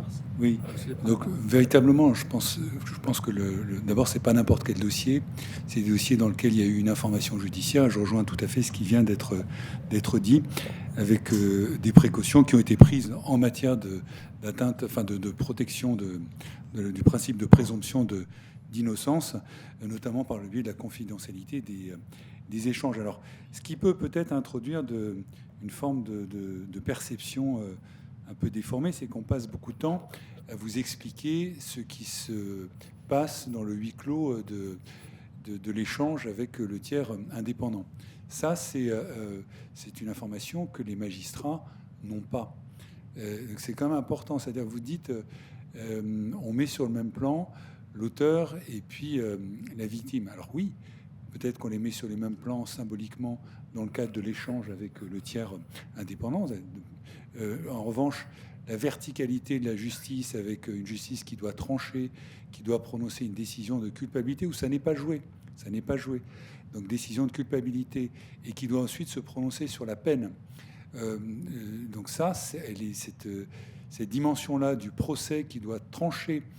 Je reprends une expression de M. Garapon là, qui parlait de justice qui sépare. Oui, effectivement, on sépare, et on sépare symboliquement dans le cadre du procès pénal.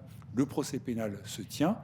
La question de la présomption d'innocence, c'est bien pour ça qu'on a mobilisé autant de moyens et pris autant de précautions pour... quand je parle de présomption d'innocence, c'est à la fois la présomption d'innocence et puis aussi la protection et la sécurisation de la victime.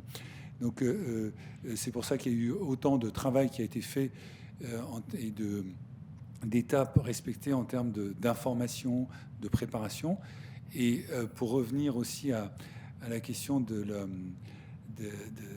l'intérêt finalement de cette démarche, alors il y a les intérêts tels qu'ils sont généraux, tels qu'ils sont précisés dans la circulaire, hein, donc à la fois pour la victime, pour la prévention de la récidive, et puis la paix sociale, la restauration du lien social, qui n'est pas la réconciliation entre les personnes.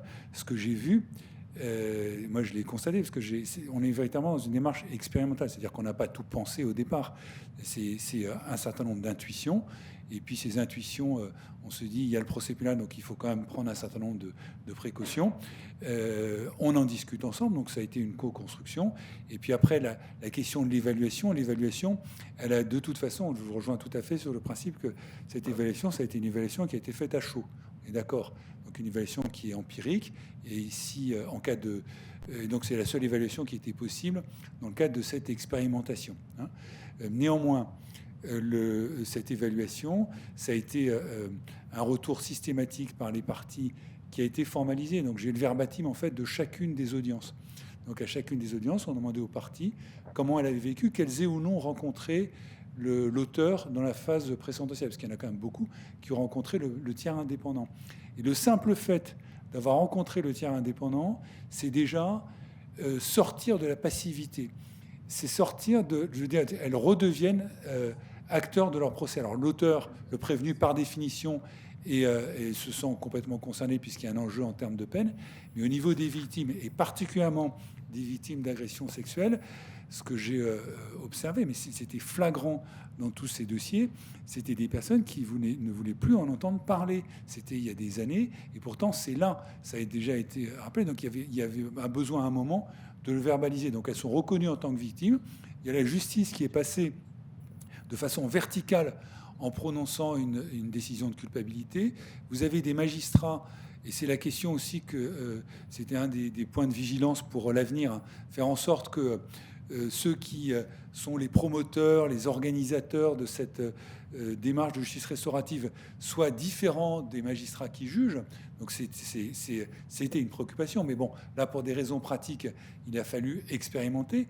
Mais les magistrats jugeront. Les avocats défendront leurs clients comme ils estiment devoir le défendre, que ce soit partie civile ou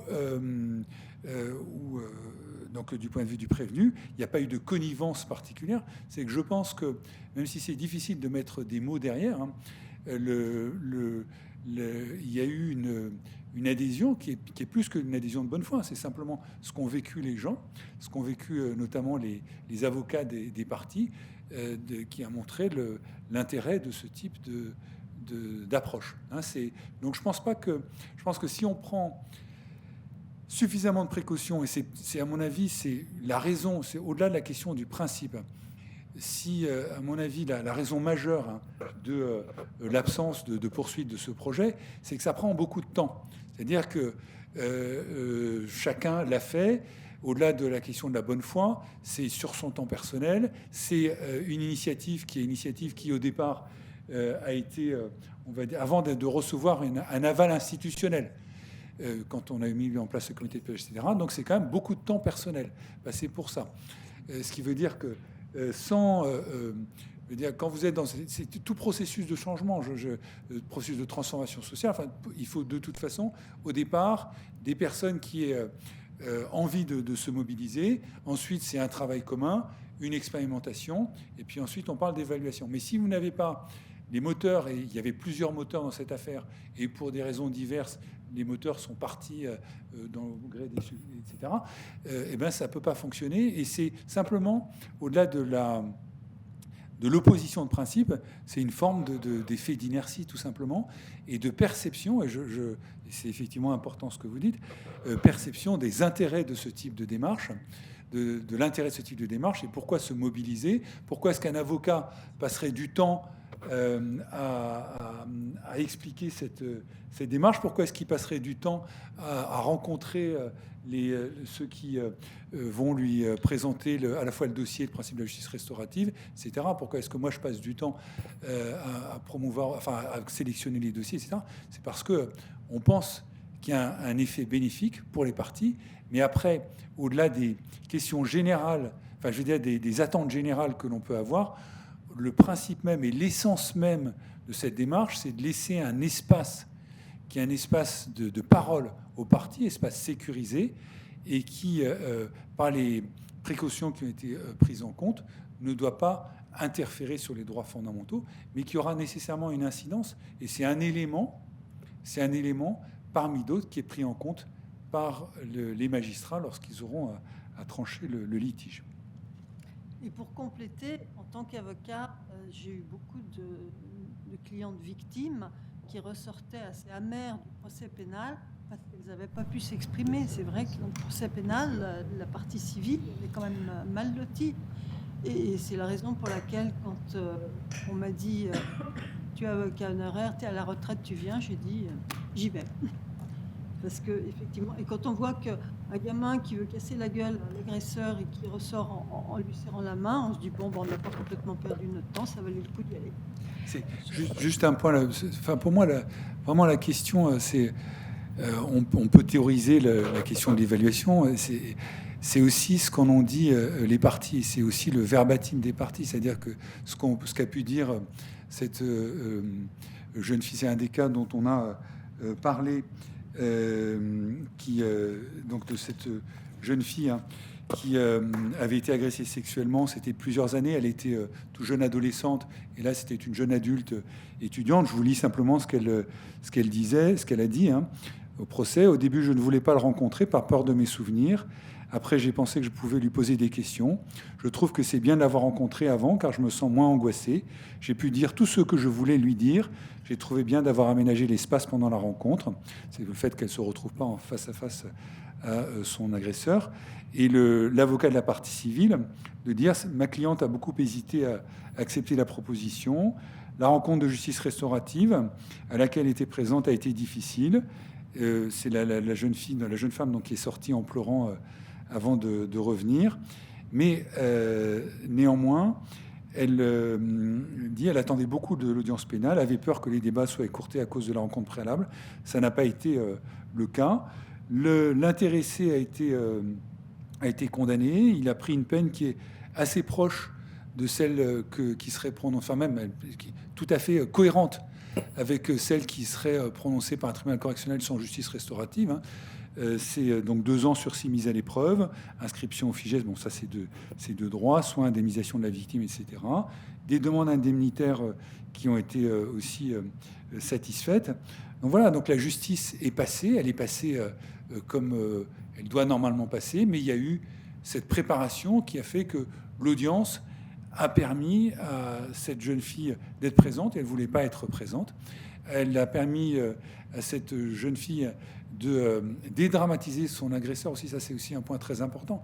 Elle s'en était faite une représentation. Elle n'avait pas vu depuis les faits. Elle avait 12 ou 13 ans au moment des faits. Là, on est 5 ou 6 ans après. Donc, elle voit même plus. Donc un type qui ressemble à rien, qui a pris de l'âge, un peu bedonnant, etc. Et qui n'était pas l'espèce de représentation un peu fantasmatique qu'elle pouvait s'en faire. Et voilà, donc tout ça a permis de casser tout ça.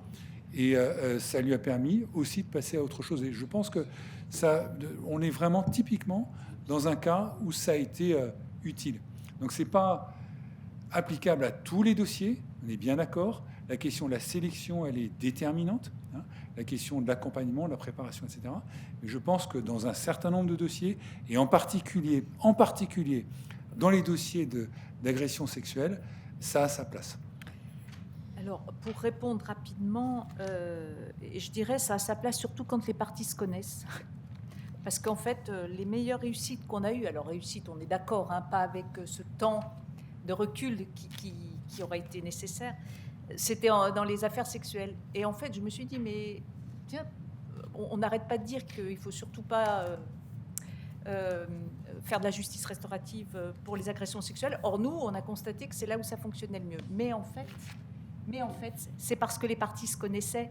Et voisins, amis de la famille, parents. Et en fait, on sait que les agressions sexuelles se commettent principalement, on nous l'a dit au cours de ce colloque, entre gens qui se connaissent. Et alors, pourquoi, très rapidement, le prétoire est-il un lieu adéquat pour s'exprimer ? Écoutez, quand vous avez tout un public dans le dos, moi je vous dis que non. Voilà. Je ne suis pas sûre que les choses les plus personnelles, les plus fondamentales, les plus difficiles à dire se disent dans le prétoire. Ensuite, la médiation restaurative. Ô combien je vous comprends et ô combien je suis en colère de parler. C'est une terminologie inadéquate, complètement inadéquate. Bien sûr, bannir ce terme. On va parler de rencontres directes, rencontres indirectes, parce que dans les mesures de justice restaurative, vous avez aussi les rencontres indirectes. Un groupe de victimes qui rencontre un groupe d'auteurs qui ne sont pas dans la même affaire, mais autour d'une même infraction. Vous avez différents dispositifs. Quelle est la différence ? Le médiateur, pénal, il va chercher il va amener les parties à se médier, c'est-à-dire qu'il ne va pas imposer sa solution comme le conciliateur, il va, par sa compétence, amener les parties à trouver leur propre solution. La posture du tiers indépendant, elle n'a rien à voir. Le tiers indépendant, lors de la rencontre, directe-indirecte, il est complètement effacé. Il se contente de sécuriser le processus. Tout se passe en amont, toute la préparation se passe en amont. Et la préparation, c'est quoi? C'est scénariser la rencontre. Alors, certains n'aiment pas ce terme, mais moi, je l'aime bien. C'est-à-dire, c'est simplement s'assurer auprès de la victime et auprès de l'auteur, en moyenne 27 heures de préparation, hein, parfois plus, parfois moins, que rien n'est laissé au hasard. Et comment, déjà, vous allez vous voir? Est-ce que vous vous serrez la main ou pas? Et s'il vous tend la joue pour faire la bise, qu'est-ce que vous faites? Comment vous réagissez? S'il retire sa main, qu'est-ce que vous faites?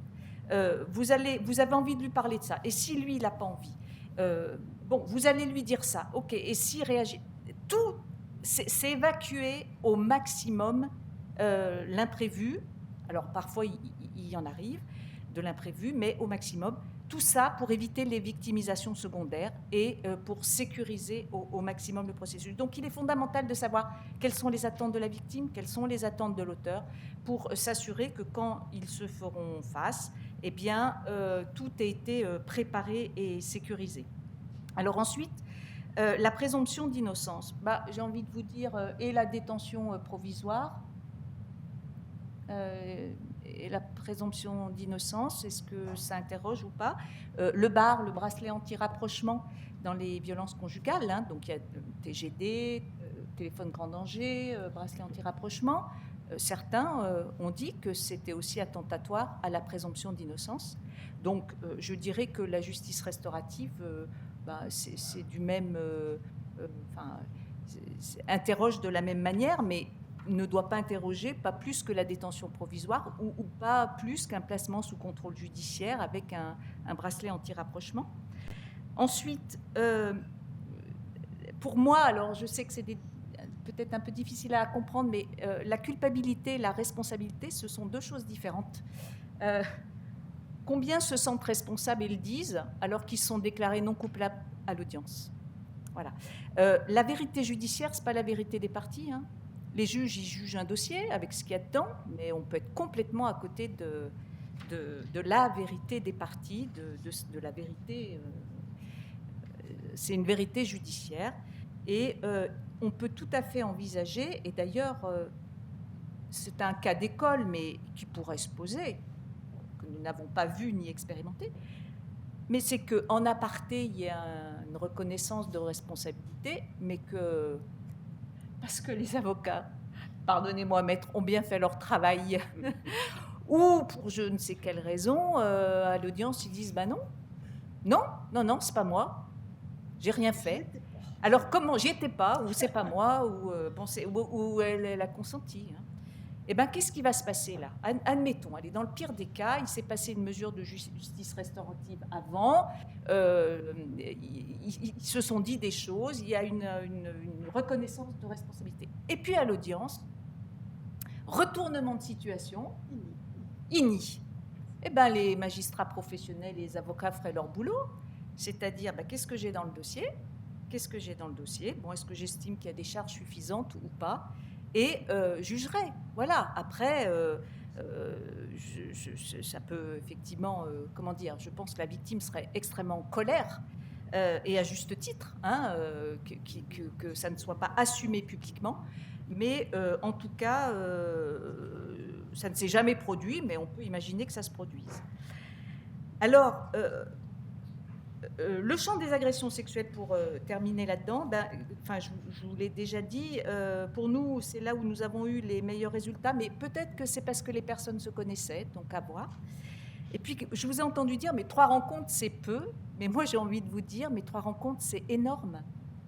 Alors, nous convenons que c'est quand même pas simple de faire face à son agresseur. Les auteurs veulent plus facilement y participer que les victimes. Et ça, ce sont les résultats de la recherche scientifique, et ça ne nous étonne pas. Oui, c'est plus simple pour un auteur que pour une victime. Donc, quand on a 13 auteurs qui acceptent et 8 victimes, c'est ce qu'on a constaté, on est tout à fait, je dirais, dans ce qui se passe. Et heureusement, ça veut dire que les victimes, elles sont en droit de dire non. Et là, elles ont dit non. Et que même les avocats n'ont pas pu, quand la partie ne voulait pas, la victime ne voulait pas, les avocats n'ont pas pu les convaincre de participer. Alors, 3 rencontres sur 17 dossiers, moi je vais vous dire, dans 17 dossiers, c'est énorme, parce que déjà, ce n'est pas un exercice facile, et deuxièmement, ce qui est important, c'est le processus en lui-même qui est réparateur. Comme dirait Hervé Dieu de l'ARCA, mais la rencontre, c'est la cerise sur le gâteau. Je veux dire, si ça va jusque-là, c'est très bien, mais les parties peuvent ne pas en avoir envie et peuvent se sentir réparées par la simple participation au processus en lui-même. Merci. Merci à vous. On me fait signe que le temps est écoulé. Je ne voudrais pas qu'on dise que les avocats prennent trop de temps. Désolé s'il y avait d'autres... Oui, pour une fois. Pour une fois. Merci à vous, en tout cas, pour vos interventions. Est-ce qu'il y avait une petite... Vous vouliez poser une dernière question? Parlez fort. Allez-y.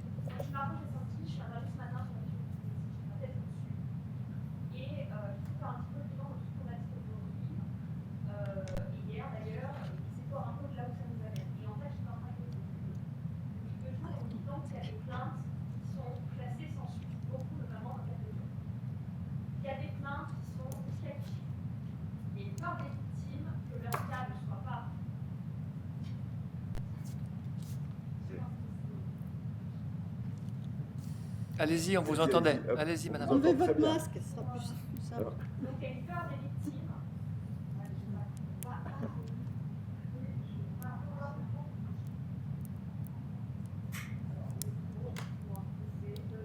J'ai ma question quand même. Oui, très bien.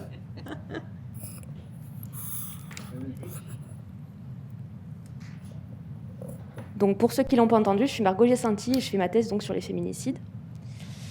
Donc j'essaie de faire un petit peu le bilan de ce qu'on a fait, de ce qu'on a vu depuis 2 jours, et il y a plein de questions qui me viennent. On a dit donc que les plaintes étaient classées sans suite. C'est ce qu'on a dit, notamment dans le cas des viols. On a dit qu'il y avait beaucoup de plaintes qui étaient disqualifiées. Excusez-moi si je n'ai pas les bons termes, parce que je suis politiste, donc voilà. Il y a une peur des victimes que leur cas ne soit pas jugé, ou ne soit pas jugé selon la qualification qu'ils mériteraient. Là, en particulier, je pense aux tentatives d'homicide qui sont donc qui sont changées version coups et blessures. Il y a donc un certain nombre d'agresseurs, de meurtriers qui ne sont pas sanctionnés. Et vous l'avez tous dit, il y a un problème de moyens sur la justice qui conduit à des temps de traitement extrêmement longs, à des difficultés même dans le fait de travailler sur ces dossiers. On a vu ce matin que aussi, au niveau des catégories du droit, il y a des discussions de définition, et que des fois, parfois, ce n'est pas suffisamment clair. La définition ne permet pas d'aller jusqu'au bout pour qualifier l'acte. Historiquement, on voit que le poids qui pèse sur la moralité et la réputation des victimes est très fort. Et quand je vous entends parler du coup de justice restaurative en amont du procès, j'ai la grande inquiétude que cette nouvelle pratique, même si j'entends qu'il peut y avoir quand même des choses intéressantes sur la discussion entre victimes et agresseurs, j'avais envie de dire norme au sens sociologique, donc nouvelle pratique, une norme qui pèserait sur la victime. Cette norme, ça serait le fait qu'on attende d'elles qu'elles acceptent la justice restaurative et que ça soit, en fait, que ça puisse leur être reproché ou que ça puisse être analysé dans le processus si elles le refusent parce qu'elles ont trop de colère, trop de rage, ou qu'elles ne veulent pas du tout. Voilà.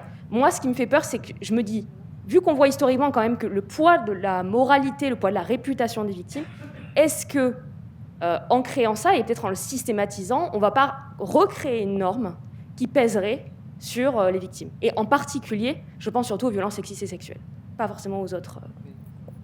Oui, mais... Enfin, ça renvoie quand même, encore une fois, aux précautions. Donc je cite simplement de façon empirique, on en a largement parlé. Là, vous faites une appréciation générale, donc, et tout à fait légitime. Encore une fois, c'est un processus qui nécessite un accompagnement, beaucoup de précautions, et la victime. Et en plus, c'est pour ça que les avocats aussi ont toute leur place dans la justice présententielle. Elles sont représentées dans tout notre processus, représentées par un avocat partie civile. Et donc, à aucun moment, le fait de ne pas... Il n'y a pas d'attente particulière vis-à-vis. C'est une proposition qui est faite. Et je rappelle, et c'est important de le rappeler, parce qu'il faut éviter la confusion. Donc c'est une question de terminologie aussi, hein, et donc on n'est sans doute pas suffisamment clair. C'est l'autonomie de la justice restaurative par rapport au procès pénal. On parle bien d'autonomie. Ça n'est pas un acte de procédure. Ceci dit, il ne faut pas faire n'importe quoi. Il y a un certain nombre de précautions, mais on est bien sur l'autonomie. C'est rappelé dans l'ensemble des textes. Alors après, à partir du moment où un texte existe, ça peut créer une attente, mais encore une fois, c'est la façon de le mettre en œuvre. Ça oblige. Moi, ce que vous dites, c'est un point de vigilance. C'est un point de vigilance majeur, mais ça ne disqualifie pas le système. Je pense que c'est un point de vigilance majeur.